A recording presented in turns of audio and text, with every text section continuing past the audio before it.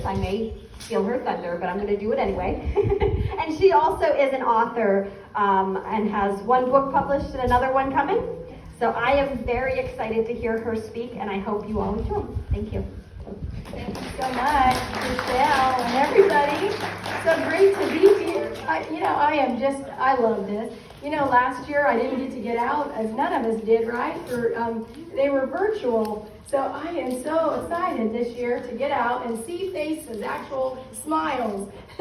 And I love the work and the compassion, you guys, the passion behind all the things you're doing. Look at all these baskets and the rain. That didn't stop us, did it? I'll tell you what.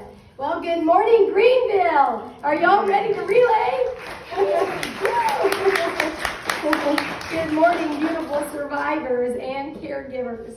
I'm so excited to be here. And you know what? It rained like crazy. We prayed. I'm a Christian, and I wrote a Christian book, and God brought me through thyroid cancer, and I'm proud to say that we made it. And so last night, we knew it was going to storm, and so we prayed and that God would make a way, that we would come through here, and He did. We came behind it, and so we never really saw any of it. And then we got here, and everybody's telling us about the floods, and so I'm telling you what, our God still reigns, and I always want to give Him the glory wherever I go. Well, we're not going to let a little bit of rain dampen our spirits, are we? After a cancer diagnosis, what's a little rain, right? I just want to tell all of you how amazing you are. You guys are amazing. And I love the survivors and the caregivers. I have a place in my heart, a special place. When I get out here, it's just like I want to hear your stories.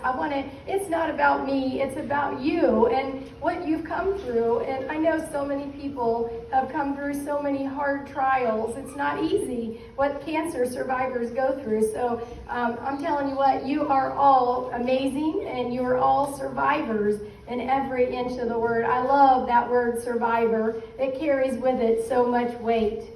We've had so much division in our world lately, haven't we? With politics, with the virus, everything. People are so divided. But you know what I love? No matter what, in this setting here, we're all from different walks of life, but we still share that one same common goal, and that's to put an end to cancer once and for all.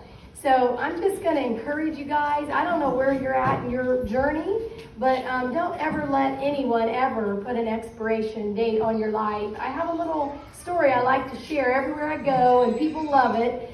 There was this man, and he went in for a doctor checkup, and the doctor gave him a really bad diagnosis. He said, "You only have 3 months to live."